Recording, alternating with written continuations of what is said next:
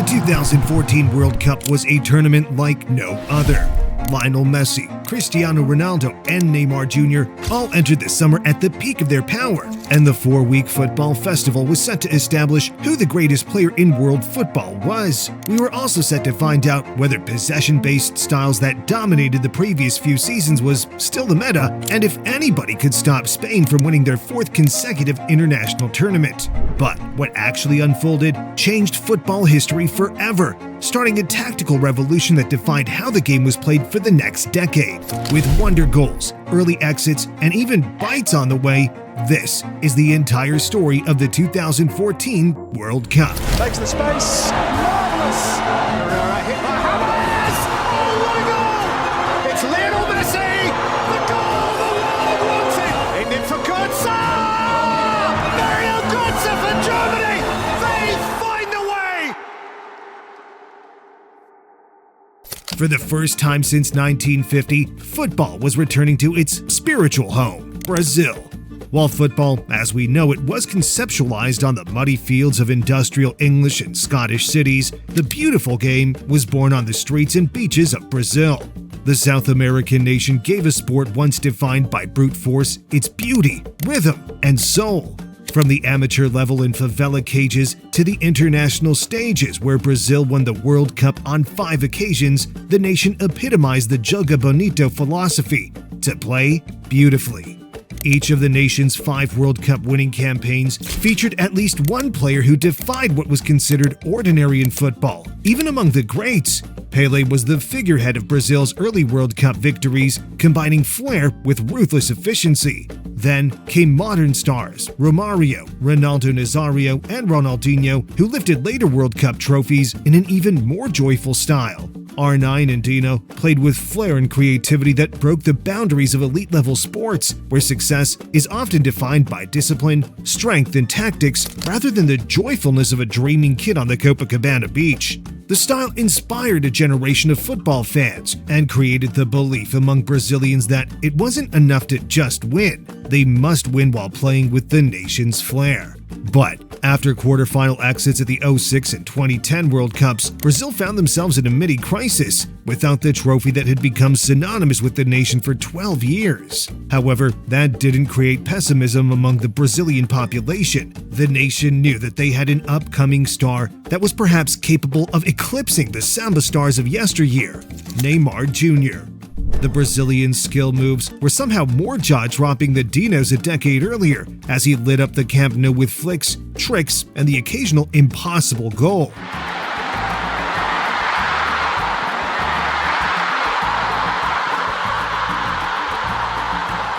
There would be nothing more poetic than for the nation's most artistic player to win the nation's 6th World Cup trophy on home soil. But Neymar and Brazil had a competition. Inspired by the equally expressive tiki-taka football of Pep Guardiola's Barcelona stars, Spain won 3 consecutive trophies, the 2008 and 12 European Championships, along with the 2010 World Cup, and appeared destined to win another. Meanwhile, Argentina had prime-age Lionel Messi, and Portugal's Cristiano Ronaldo had just come off the back of a Champions League winning campaign where he'd scored 51 goals in just 47 appearances in all competitions. With all-time greats in their prime, the 2014 World Cup was set to be a tournament that would crown a new king of the game. Arena Corinthians set the stage for the World Cup's opening game between Brazil and Croatia in Group A. An early own goal from Marcelo threatened to spoil the party, but a quick brace from Neymar before a stoppage-time effort from Oscar ensured the hosts won 3-1 on the opening day. A goalless draw against Mexico in the following game ramped up the pressure on the 5-time winners, but they responded emphatically in the final group fixture with a 4-1 win against Cameroon, including 2 goals from Neymar. Brazil topped the group, and Neymar had 4 goals in the opening 3 matches. The World Cup could hardly have started better for the hosts. Mexico joined Brazil in the last 16 after beating Cameroon and Croatia. The opening game of Group B saw a replay of the 2010 World Cup final between Spain and the Netherlands. Xabi Alonso opened the scoring with a 26th-minute penalty, and the Spanish must have already felt confident about landing a 4th consecutive trophy. But they were humbled quickly with the Netherlands cruising to a 5-1 victory, the biggest win over a reigning World Cup champion in history. The game will always be remembered for Robin van Persie's incredible Puskas-nominated header, but the greatest goal of the tournament was still to come. Meanwhile, Chile defeated Australia during their opening game, meaning that Spain couldn't afford to lose to the South American nation in their second match, or they'd be eliminated from the World Cup. But a shock 2-0 victory, thanks to first-half goals from Eduardo Vargas and Charles Aranguiz, confirmed Spain's early elimination. Chile finished second in the group, while the free-scoring Dutch finished in first after winning their final two games 3-2 and 2-0. In Group C, youngster James Rodriguez scored on 3 occasions as Colombia picked up maximum points against Greece, the Ivory Coast, and Japan to top the group. Greece finished in second place thanks to an iconic 93rd-minute winner from Giorgio Samaras in the final game against the Ivory Coast. Group D nations Italy, Uruguay, and England shared 7 previous World Cup triumphs between them, meaning few gave Minnows Costa Rica a chance of progression. But shock victories over Italy and Uruguay, followed by a draw in the final game against England, meant that Costa Rica pulled off one of the greatest group stage shocks of all time. Uruguay joined them in the knockout stages, while England and Italy were left reevaluating their footballing philosophies after picking up just 1 and 3 points respectively. France topped Group E after winning 3-0 and 5-2 against Honduras and Switzerland before drawing 0-0 to Ecuador in the final group game. The French were joined in the knockouts by Switzerland, who were dragged to the knockout stages thanks to the 4 goals of their international tournament specialist, Xherdan Shaqiri. Despite picking up 9 points, Argentina were unconvincing in Group F. They won each game by a 1-goal margin and relied on the magic of Messi, who scored 4 times to get them out of jail in each game. Nigeria finished in second position after picking up 4 points from their games against Iran and Bosnia. In Group G, 2012 European Championship finalist Germany were on fire, beating Portugal 4-0 in their opening game. A young team featuring Thomas Müller, Toni Kroos, and Mesut Özil played as a cohesive unit, embarrassing the individualism of Ronaldo. Germany's performances were less blistering in their following 2 games, with a 2-2 draw against Ghana coming before a 2-1 win against the US, but it was enough for the 3-time winners to qualify as group leaders and establish themselves as early contenders for the trophy. Meanwhile, Portugal exited after finishing behind the US on goal difference, with Ronaldo only netting on a solitary occasion. Elsewhere, Belgium dominated Group H, picking up maximum points thanks to their wins against Algeria, Russia, and South Korea. They finished 5 points clear of second-placed Algeria, who qualified after beating South Korea and drawing with Russia. With Spain, Portugal, Italy, and England each crashing out during the group stages, the 2014 World Cup had the potential to be the year of the underdog. Nations like Costa Rica, Colombia, and the US were thriving against all odds, but arguably no underdog looked as capable as Chile.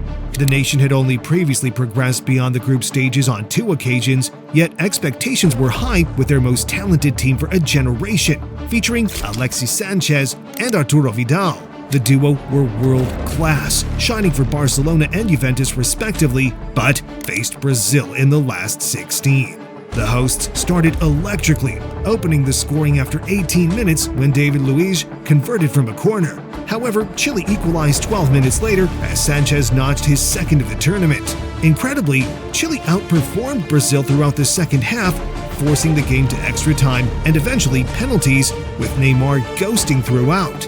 An upset felt plausible as the teams lined up in the center circle until misses from Mauricio Pinilla, Alexis Sanchez, and Gonzalo Jara allowed Neymar to score the match-winning penalty. Neymar is a stumbling run. Brazil have squeaked into the quarterfinals. The nation's supporters were unconvinced by Luis Felipe Scolari's pragmatic approach, but Brazil were through only by the skin of their teeth. Speaking of teeth, Brazil would face the winner of Colombia versus Uruguay in the quarterfinals, with the latter without their talisman Luis Suarez, who was suspended after biting Giorgio Chiellini during the group stages. Still, Uruguay lined up with Edinson Cavani and Diego Forlan in attack and looked capable of knocking out their South American rivals. But it was Colombia's James Rodriguez who stole the show, producing a 2-goal performance among the greatest of the tournament. His first goal was sublime. The ball dropped 30 yards from goal. Rodriguez elegantly controlled it with his chest before swiveling and volleying it into the net. The strike was the best goal in Colombian history and one of the most astonishing of any World Cup ever. Rodriguez's second goal was less spectacular, but it secured a 2-0 win for Colombia and, ultimately, a move to Real Madrid later that summer. After the excitement of the all-South American tie, the Netherlands faced Mexico, who had been eliminated in the last 16 in each of their last 5 tournaments. Having only dropped points to Brazil during the 2014 tournament, many believed that Mexico could finally break their last 16 curse, even if their opposition was the Netherlands. And it seemed like their newfound confidence was justifiable, as they led the Dutch until the 88th minute. However, the nation feared for the worst when Wesley Sneijder equalized just before stoppage time and collectively fell to its knees when Klaas-Jan Huntelaar completed the turnaround in the 94th minute. For a place in the quarterfinals of the World Cup, Huntelaar scores! Adding to the Dutch elation, they knew that they'd face the winners of Costa Rica versus Greece in the tournament's quarterfinal, giving them a favorable route to the final. Despite strong group stage performances, neither Costa Rica nor Greece showed too many signs that they'd progressed deep into the tournament during the last 16 tie. A 52nd-minute goal by Brian Ruiz looked enough to send Costa Rica to the quarterfinals until Socrates Papastatopoulos equalized in stoppage time. The game eventually went to penalties, where Costa Rica converted each of their 5 penalties to reach the quarterfinals for the first time in its history. It was a monumental achievement for a nation of just over 5 million, and their euphoria was reflected in the team's wild celebrations after the shootout. The following day, France faced Nigeria. Despite lining up with Raphael Varane, Paul Pogba, and Karim Benzema, the French went slightly under the radar in the pre-tournament betting odds. This was their opportunity to show the world of their credentials. And they certainly did that, edging a 2-0 win, which could have been 6 without the goalkeeping heroics of Nigeria's Vincent Enyeama. Pogba opened the scoring after 79 minutes with a header, while Joseph Yobo scored an own goal in the final moments to confirm France's victory. With the exuberance of Pogba and the creativity of a young Antoine Griezmann, France looked like World Cup contenders. But before they could dream of a final, they'd have to face the winners of Germany and Algeria. Many might assume that the game only had one winner, but Algeria challenged Germany for over 2 hours. The game finished 0-0 after 90 minutes, and the game went to extra time, where Andre Schürrle scored 2 minutes in. Mesut Özil scored a second in the 120th minute before Algeria's Abdelmoumen Jabou netted a consolation goal in stoppage time. While Germany weren't at their best during the last 16 tie, they showed togetherness, resilience, and teamwork that could be decisive in the tournament's latter stages. If Germany hadn't shown up in the last 16, Argentina had hardly shown up at all. Their group stage form was carried by the brilliance of Messi, and they'd need to rely on more than one man if they were to beat a Switzerland team that looked impressive during their opening matches. It would be another underwhelming performance from Argentina in the last 16, finishing the 90 minutes against their European opposition goalless, taking the game to extra time. The tie seemed destined to go to the lottery of a penalty shootout, but there's always a chance of the unthinkable when you've got Messi on your team. He picked the ball up midway inside the Swiss half, dodged a challenge, and squared the ball to Di Maria, who rolled it into the net and sent Argentina through to the quarterfinals. Once again, it wasn't vintage football from Argentina, but they were through, and Messi was emerging as a player of the tournament candidate. They'd face the winner of Belgium versus the US in the quarterfinals. Many expected Belgium to slaughter their opponents, but the US took the game to extra time after no goals were scored during normal time. Kevin De Bruyne opened the scoring 3 minutes into extra time before Romelu Lukaku added a second 10 minutes later. The US's valiant World Cup effort continued as Julian Green scored to make it 2-1 with 13 minutes remaining, but they were unable to square the game, crashing out of the tournament. Still, it was a World Cup in which the US had drawn with Portugal and Belgium during normal time and only narrowly lost to Germany, symbolizing an improvement on their recent tournament performances and offering reason for optimism about the nation's footballing future. But now, very quickly before we head into the next round, I'd really appreciate it if you could subscribe to the channel. I'm trying to get to 200,000 subscribers this year, and I can't do it without you. It's free, and you can always unsubscribe later. Okay, now on to the quarterfinals. handful of elite nations suffered early eliminations, the quarterfinals featured a star-studded line, starting with Brazil versus Colombia.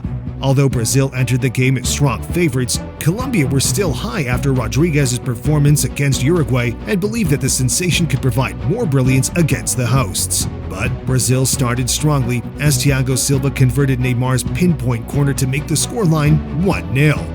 Brazil strutted through the remainder of the first half before David Luiz made it 2-0 with a sublime free kick that was arguably the second greatest goal of the tournament. It is David Luiz. Oh, extraordinary goal! The samba skills started to entertain the adoring Brazilian crowd, who may have got a little carried away as Rodriguez pulled a goal back for Colombia through a penalty. But Rodriguez's goal barely changed the atmosphere inside the Estadio Castelao until disaster struck minutes later. Talisman Neymar attempted to control an aerial ball but was barged from behind by Juan Zuniga and fell to the floor awkwardly. Everybody was used to Neymar's play acting and diving, but his pain after the challenge felt authentic this time. He screamed while holding his back and was stretchered off with his hands covering his face. It was an injury so severe that it would rule Neymar out for the remainder of the tournament. All of a sudden, the dream was over. Before the tournament, it seemed like destiny that Neymar would lift the World Cup on home soil. But now, his teammates were looking at each other on the pitch, bewildered by how the tournament might unfold without their Samba king. Brazil were through to the Final Four, but at what cost? Their other attacking players, Hulk, Ramirez, and Willian, were good, but probably not at the level required to defeat nations like Germany and France, who'd meet each other in the next quarterfinal. It was a tie of contrasting styles. France had the flair and expressionism of Benzema, Griezmann, and Pogba, but Germany had the efficiency of Müller, Schweinsteiger, and Kroos. Whoever won the star-studded quarterfinal would reveal a lot about where football was heading over the following decade. While the creative styles embodied by Spain and Barcelona had been dominant throughout the late 2000s and early 2010s, a new system-driven style of football was emerging. German teams like Bayern Munich and Borussia Dortmund were becoming more successful in the Champions League by adopting high-pressing strategies, with Real Madrid also winning the Champions League with a more pragmatic style earlier that year. It indicated that football was on the precipice of its next tactical revolution, one where intensity, teamwork, and pressing could outperform creativity, artistry, and effortlessness. In the last 8 tie, Germany were airily dominant and established a 1-goal advantage after Mats Hummels headed Schweinsteiger's free kick 13 minutes into the first half.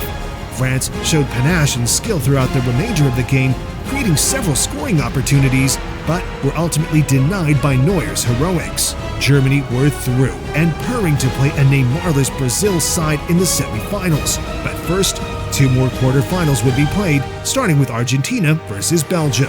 While Belgium had won every game they played during the World Cup, their performances had been underwhelming. Like Argentina, each of their group stage victories was won by a single goal, while Mark Wilmots's team made hard work of the win against the US. For a team containing stars in almost every position, it was mediocre. With neither side firing on all cylinders, it was always likely that Messi could be the difference. 7 minutes into the game, Leo picked the ball up near the halfway line and completed a clever 360-degree spin before laying the ball off to Di Maria, who placed a ball to Gonzalo Higuain to finish intelligently. The goal gave Argentina a 1-goal advantage, and while they were not as fluid as many had hoped they'd be in attack, they'd already registered 3 clean sheets during the tournament and looked set to complete another against Belgium. The European side created few meaningful chances against Argentina's rock-solid defense and eventually lost 1-0, crashing out at the quarterfinals. As Argentina and Messi celebrated, they knew that their likely semifinal opponents would be the Netherlands, who faced Costa Rica in the quarterfinals. But once again, the tiny nation played remarkably. The Netherlands had scored 12 goals in 4 World Cup games heading into the quarterfinals, but were unable to find a way past Costa Rica's Keylor Navas during normal and extra time. The keeper pulled off save after save, going down in the country's folklore. But if he could pull off more heroics in the shootout and help Costa Rica to an unthinkable semifinal, he'd return to his nation as if he were a royal. Unfortunately for Navas and Costa Rica, the Dutch converted each of their penalties, with Tim Krul saving the penalty that ultimately sent the Netherlands through. As the game's commentator said, "It's cruel for the Dutch, it's even crueler for Costa Rica." Nonetheless, Costa Rica's charge to the quarterfinals was among the headlines of the tournament, creating stories that will be told in Central America for generations. There was a 3-day break between the Netherlands' quarterfinal victory and Brazil's semifinal date with Germany, and there was one question that dominated media coverage. How would Brazil cope without Neymar? The superstar winger had produced 5 goal involvements throughout the tournament and embodied the nation's dream of winning a 6th World Cup. However, even without Neymar, anything less than winning the tournament on home soil would still be considered a catastrophe by the Brazilian media. So, when they faced a German team that had looked ruthless throughout the tournament, the pressure was huge. As Brazil walked out onto the pitch, they lined up for a team photo where Neymar's jersey was held by David Luiz and Julio Cesar. It was a risky move. If Brazil won the semi, the world would view the gesture as touching, but if they lost, they would be mocked for being overly reliant on one man.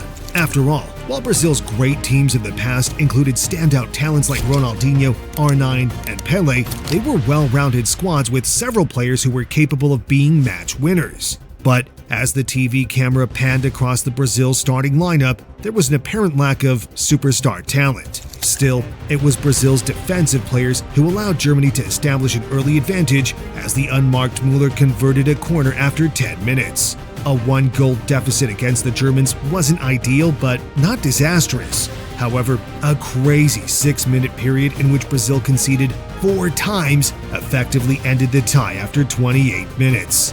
The 6 minutes of mayhem rewrote the history books.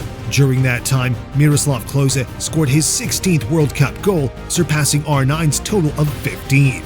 Brazil's World Cup legacy was being tarnished before their eyes. With Germany already on 3 World Cup wins, a trophy during this tournament would put them 1 behind Brazil, threatening the nation's status as the undisputed soul of football. Many argue that Brazil lost its footballing soul during this semi because it just kept getting worse. 2 second-half goals from Andrés Schürrle put Germany 7-0 up on the night before Oscar scored an 89th-minute consolation goal, which was celebrated as tamely as you'd imagine. Following the crushing 7-1 defeat, the media labeled the night as a spirit of national shame, as it was reminiscent of the previous time in which Brazil had hosted the World Cup. In 1950, Brazil were humiliated on home soil as Uruguay produced a shock 3-0 victory in the final to win the tournament. And the 1950 tragedy had repeated itself in 2014, but this time it was even worse. The night effectively ended the Joga Bonito era as Brazil's football became less expressive in the tournaments that followed, crashing out in the quarterfinals of the 2018 and 2022 World Cup tournaments. But back to the 2014 tournament. The Netherlands faced Argentina the following day. Argentina and the Netherlands have a long and fiery footballing rivalry, producing several iconic World Cup matches filled with goals, fights, and drama. But the semifinal was an absolute bore fest, with neither side able to find a breakthrough after 120 minutes. As a penalty shootout beckoned, Messi knew that if Argentina progressed, he'd be within touching distance of completing football at the age of just 27 years old. He opened the scoring in the shootout, while Garay, Aguero, and Rodriguez converted the next 3 to send Argentina to the final after Vlaar and Sneijder missed for the Dutch. It set up an epic replay of the 1990 final, which Argentina lost 1-0 to West Germany. During that tournament, starman Diego Maradona was 29 and on the decline, but this time, Argentina would have a chance for redemption with prime-aged Messi. By the time of the final, the narrative around what it took to win a World Cup had shifted. The footballing world saw Ronaldo's Portugal limp out in the group stages, Neymar's Brazil capitulate without their star man, and Messi's Argentina trudge through the tournament, often relying on moments of individual brilliance. By contrast, Germany were efficient, played as a team, and had numerous players throughout their squad who could save the day at either end of the pitch. Manuel Neuer's form during the 13-14 season for Bayern Munich and at the 2014 World Cup for Germany was so impressive that many suggested that he should win that year's Ballon d'Or, irrespective of the final's outcome. The goalkeeper redefined football, often playing as a sweeper and producing passes that essentially made him Germany's 11th outfielder. Schweinsteiger, Kroos, and Özil each had different roles in midfield, but performed them with equal grace, class, and sophistication. Meanwhile, Müller and Klose played in attack and balanced experience and intelligence with a total of 26 World Cup goals between them. Even for Messi, stopping the Germans would not be easy. His task was made harder by Di Maria's absence. The winger was among Argentina's best players at the tournament and one of the era's greatest talents, but he sustained an injury during the quarterfinal victory over Belgium. Di Maria was determined to feature in the final and help Messi to World Cup glory, telling Argentina's physios that he was prepared to die for his nation. The Real Madrid star was so determined to play that he said he didn't care at all if he never played football again. Argentina contemplated playing their struggling forward until a letter arrived from Real Madrid urging the coaches to leave Di Maria out of the starting lineup. Los Blancos wanted to sell Di Maria that summer, and an injury sustained in the World Cup final could make his transfer value plummet. A teary Di Maria tore the letter apart, refusing to read a word of it. But Argentina decided that it was best to leave the injured man out of their starting lineup, with Messi, Higuain, and Lavezzi occupying the forward positions. It may have been a decision that Argentina lived to regret, as they made few meaningful chances throughout the 90 minutes. Higuain dragged an early opportunity wide before finding the back of the net minutes later, only to be ruled offside. Later in the game, Messi received the ball inside the box and looked set to open the scoring, but placed an uncharacteristically poor shot wide of the goal. The teams could not be more separated during normal time, and so the final went to extra time. Mario Götze entered the field 3 minutes before the 90 minutes was up and made history half an hour later. Schürrle picked the ball up on the left-hand side and drove at the Argentina defense before sliding a ball through to Götze, who found himself unmarked in the box. The 22-year-old took a touch and volleyed the ball into the net to put his country 1-0 up 7 minutes from time. Germany held on, becoming the first Europeans to win the World Cup on South American soil. As the players bundled in celebration, Messi stood alone, wandering the field in disbelief. It was the tournament that he was supposed to win. Presumably, the injured Neymar was nursing his injury somewhere else in the world, having the same feeling. But the 2014 World Cup proved that the mid-2010s were not an era when a single player could win a tournament all by himself, like Maradona did in '86. It was an era in which tactics were evolving and becoming more sophisticated, and no nation exploited that changing footballing landscape better than Germany. They utilized new ideas, such as positional play, interchanging attacking roles, and counter-pressing to become the best team in the tournament, despite not having a standout star of the caliber of Messi, Neymar, or Ronaldo. It was the death of Joga Bonito football, and it marked the end of the tiki-taka era as efficiency outperformed beauty. The World Cup that was supposed to be about soul was defined by functionality.